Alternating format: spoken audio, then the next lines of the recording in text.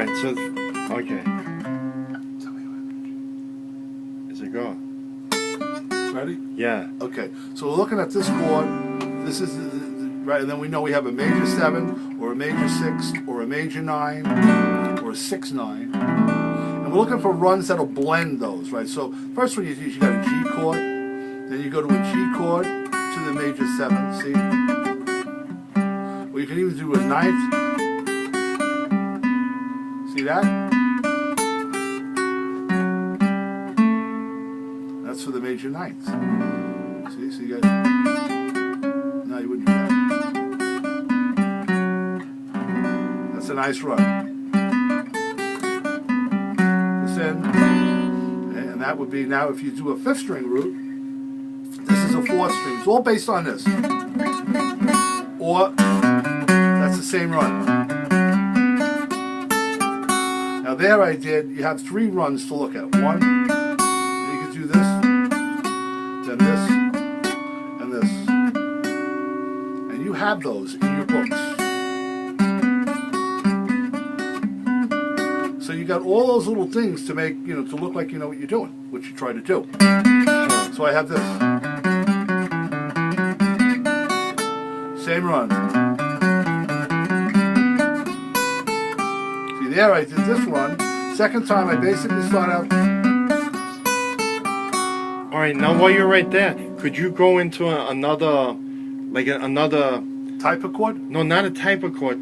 Like right there, you're in a G minor, and you're in a G major on the 3rd string, on the 6th string root 3rd fret. If you wanted to go do like a G scale with that run in it, that like connects another chord, like the next G would be on the next G the is 4th here. string. Yeah. Well, yeah, I am kind of doing that. Okay. Okay, now you went to the 5th string root, right? Because you have, look at 1, 2, 3, 4. 1, 2, 3, 4. 1, 2, 3, 4. It does the same thing. Okay, so now if you had like a 7 chord, you flatten the 7.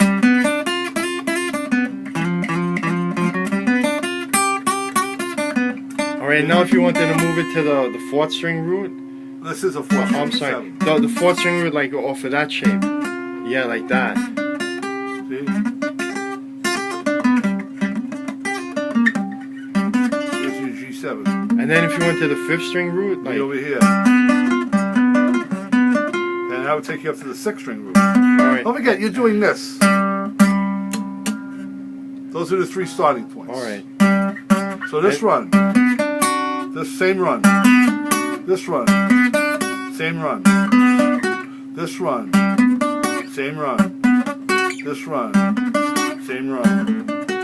It's the same thing. Alright. They're all based on the 7th chord. You have them in your books. And then I take those runs and like when I do this run, that's a 7th chord, G7, right?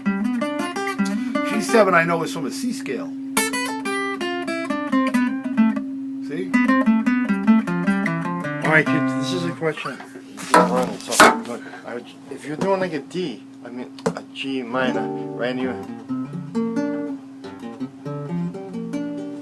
and you could go like, you could come back, like it sounds right in the B flat, yes. right? Like so, if you were doing a G7, what would you come back in that would make Couldn't it sound? come back in B flat. No, I know that. But you really could because it's a dominant chord. Yeah, Like you could go.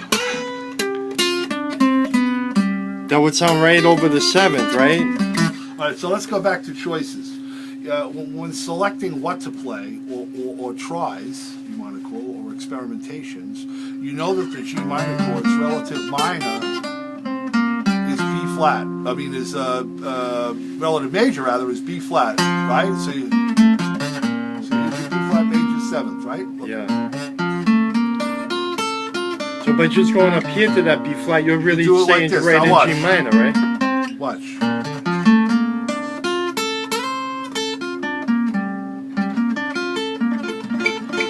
That chord, which is a B flat major 7, is also a G minor 9, G minor 11, G minor 13, G minor 11th actually. Okay, now that sounds really right. Like that whole G minor thing, because it is the same, just the same. But yet again, we see the major seventh in it. And remember when you did the G major seventh over here? Oh no, I'm sorry, the G, just a G7. Yeah, but you Like remember the G major seventh you did here? Yeah, That's yeah. also an E minor. All right, sure. E minor 9 or an E minor 11. See? So over here you have a G7. You want to come down on you wouldn't come down on a B flat major 7. No. Okay, well, yeah, you could probably. Let's try it. So we got this.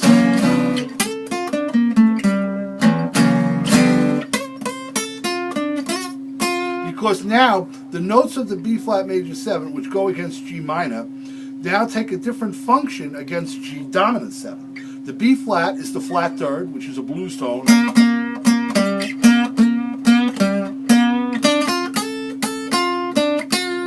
See? But you got to find the G somewhere.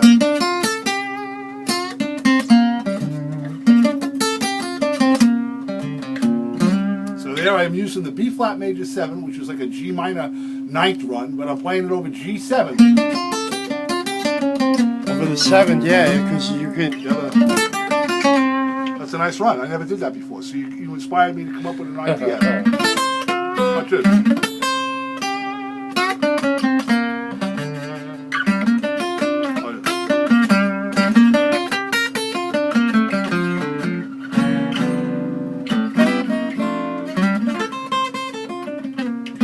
See what I mean? So it works. Okay, so for a 7, you could use even the minor, kind of. Because it's a 2/5. Like say, well, yeah, you can because the minor chord is blues toned to its parallel majors, parallel dominant 7. What do I mean by that? You have a G minor 7, and you have a G7. You can put all the notes of the G minor 7 over G7 because the minor third. It's like that whole blues idea, like you're using like a 7th. Yeah, flat 3, flat 5, flat 7. Using the pentatonic over the 7th, right? I like this one. It's for a blues. Like you have the flat 5 is here, flat third is here, flat 7 is here. Over G. So watch.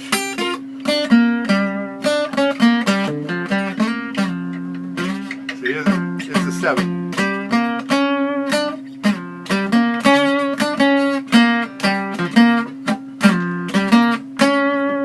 What about like a diminished? Like if there was a diminished, then you would just use a diminished run, right? Like yeah, you got to use a diminished chord. Who's a half step higher?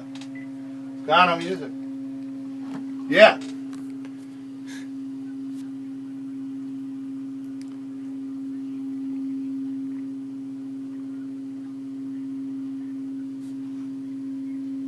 Yeah, I teach bass.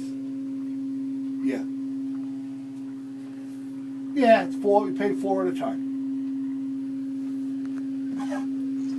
Cool, man. Thanks for the push.